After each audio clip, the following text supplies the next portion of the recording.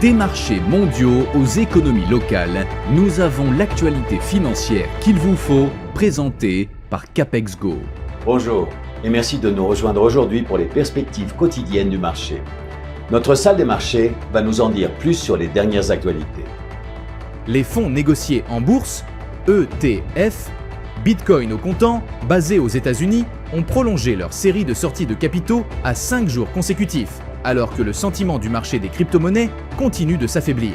Les ETF Bitcoin au comptant ont enregistré vendredi 103,5 millions de dollars de sorties nettes, poursuivant ainsi une série de sorties qui avait commencé vendredi dernier et atteint un total de 1,72 milliard de dollars. Les investisseurs, qui ont été accaparés par les troubles géopolitiques en ce début d'année, pourraient se concentrer la semaine prochaine sur les perspectives de bénéfices liées à l'intelligence artificielle et l'évolution des taux d'intérêt, avec une multitude de rapports financiers et une réunion de la Réserve fédérale américaine. La première ministre japonaise, Sanae Takaichi, a déclaré que son gouvernement prendrait les mesures nécessaires contre les mouvements spéculatifs sur les marchés, à la suite d'une flambée du yen qui a renforcé la vigilance des traders quant à la possibilité d'une intervention monétaire.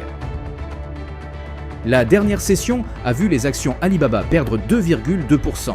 L'indicateur MACD donne un signal haussier. L'euro a augmenté de 0,6% par rapport au dollar lors de la dernière session d'échange. L'indicateur CCI indique un mouvement haussier. Après une baisse de 1,2% lors de la dernière session, la paire livre sterling-dollar a clôturé avec 1,0% dans le vert. Selon l'indicateur Williams, nous sommes dans un marché suracheté. Le dollar australien a augmenté de 0,7% par rapport au dollar lors de la dernière session d'échange. L'indicateur Williams donne un signal baissier. Le programme économique à venir est marqué par des événements au niveau d'impact divers. Tenez compte de chacun pour affiner votre lecture du sentiment sur le marché. Ayez en tête qu'un contexte haussier peut très vite basculer en correction si les données déçoivent. La discipline dans vos positions restera votre meilleur allié.